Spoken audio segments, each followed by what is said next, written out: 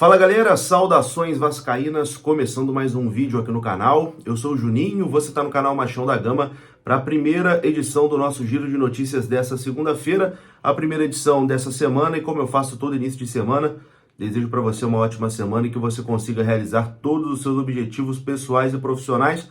O Vasco já estragou, né, a nossa semana, já estragou aí o nosso início de semana, todo mundo de cabeça quente, todo mundo, enfim, preocupado, angustiado, uma sensação realmente, aquela sensação de impotência, né? Parece que um parente seu tá doente e você não pode fazer nada. É mais ou menos isso que a gente sente acompanhando o calvário do Vasco nesse Campeonato Brasileiro. Ontem, mais uma derrota, o Vasco afundado na lanterna do Campeonato Brasileiro e sem, enfim, perspectiva de melhora, né? Eu, sinceramente, não consigo ver melhoras, né, no Vasco com a atual direção. Complicado, mas vamos lá. Vamos conversar aqui sobre o Vasco, vamos atualizar informações sobre reforços, principalmente sobre Carrascal e também sobre Mikael Santos, né, o atacante do Tajeres, e vamos escutar também Ramon Dias, talvez a única coisa boa em toda essa turbulência que a gente vive no Vasco. Ontem o time mostrou um futebol melhor com o Ramon Dias, não foi o suficiente para vencer porque o elenco é muito fraco. E Ramon Dias, inclusive, fala sobre reforços também na entrevista coletiva. Depois da vinheta a gente começa. Antes da vinheta eu conto com você, por educação, deixa o seu like, que é importante. E se você não for inscrito, se inscreva aqui no canal. Tamo junto? Rodou a vinheta.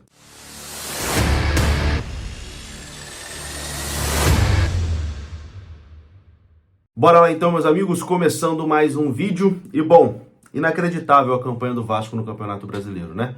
Ontem mais uma derrota e o Vasco com apenas 9 pontos em 15 jogos, lanterna da Série A do Campeonato Brasileiro.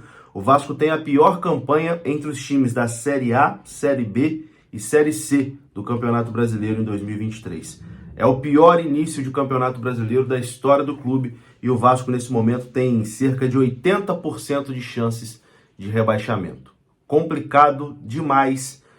O buraco, né, que se enfiou o Vasco, a situação realmente é desesperadora. No jogo de ontem, no pós-jogo, eu até comentei sobre não sei se a palavra certa é evolução, mas enfim, o Vasco ontem, dentro de campo, se comportou melhor do que vinha se comportando nos últimos jogos, né? O Vasco não fez uma partida ruim ontem contra o Atlético Paranaense, principalmente no segundo tempo, mas não foi o suficiente para vencer, porque as peças, o time é muito fraco. Não adianta só o treinador. Chegou um treinador que parece que vai conseguir fazer o time evoluir. Mas sem contratação, não tem como, meu amigo. Sem reforço, sem jogador que vai chegar para ser titular, não tem jeito. Com esse elenco atual, pode colocar o Guardiola aí, que em 3 semanas ele pede demissão porque vai perder todos os jogos. O elenco é muito, muito fraco. E o trabalho do Paulo Brax é horroroso. O planejamento de futebol do Paulo Brax é algo inexplicável, né? Se você for parar para pensar, o Vasco, ano passado, na Série B, subiu aos trancos e barrancos, e aí o que o Paulo Brax fez nessa reformulação do elenco para 2023?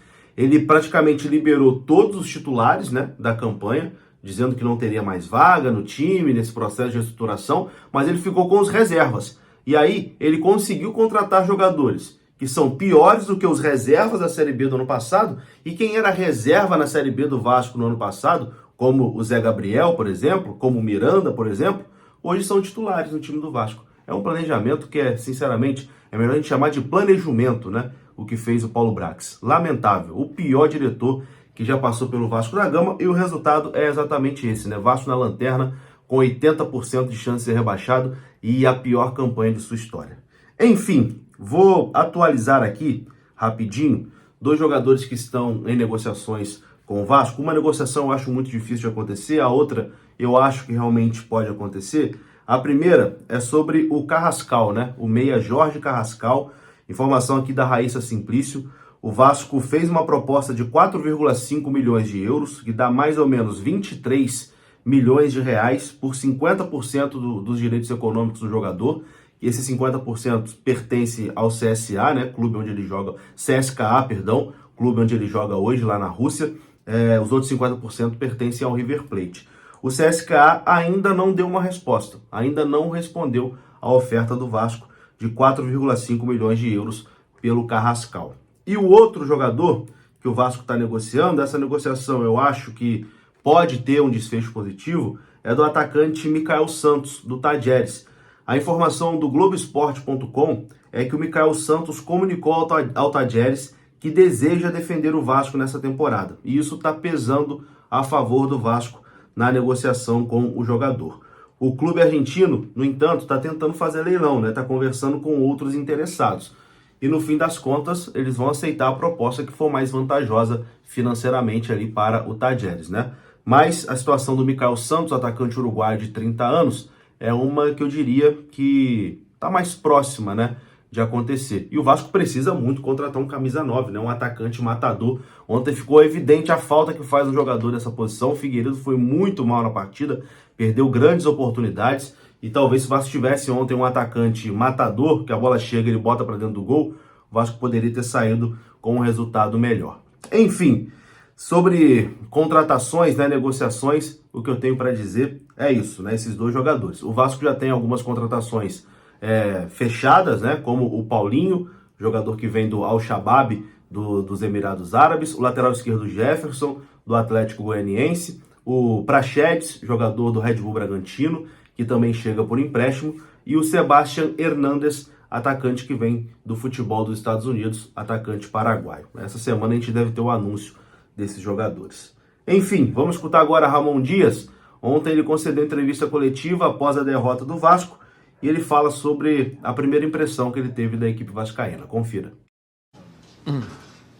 Sí, primero la impresión del equipo, creo que por el tiempo que llevamos de trabajo, me impresionó mucho porque primero que tácticamente estuvieron muy obedientes, tácticamente estuvieron muy bien. Por ahí en el tramo final, en el primer tiempo fue un partido muy parejo entre los dos, se crearon pocas situaciones de los dos lados, hubo mucho ritmo, mucha determinación, tácticamente estuvimos muy bien, creo que los jugadores estuvieron inteligentes. Y en el segundo tiempo por ahí ellos arrancaron muy bien en los primeros minutos.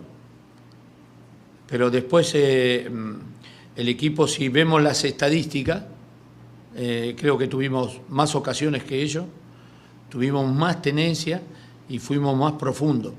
Es una lástima porque creamos 3 o 4 situaciones que estuvieron muy bien y no pudimos convertir.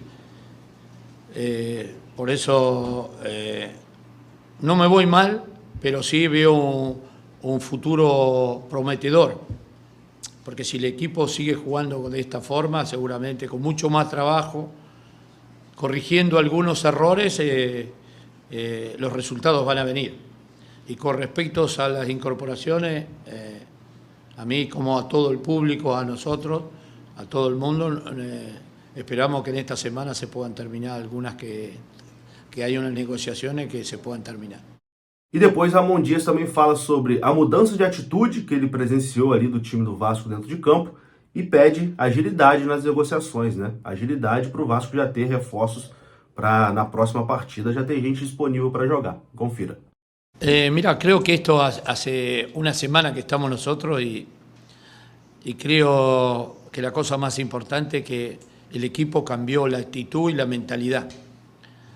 Por supuesto, con tiempo se va a ir viendo mucho más trabajo y tratar de corregir algunos errores que no tenemos que cometer.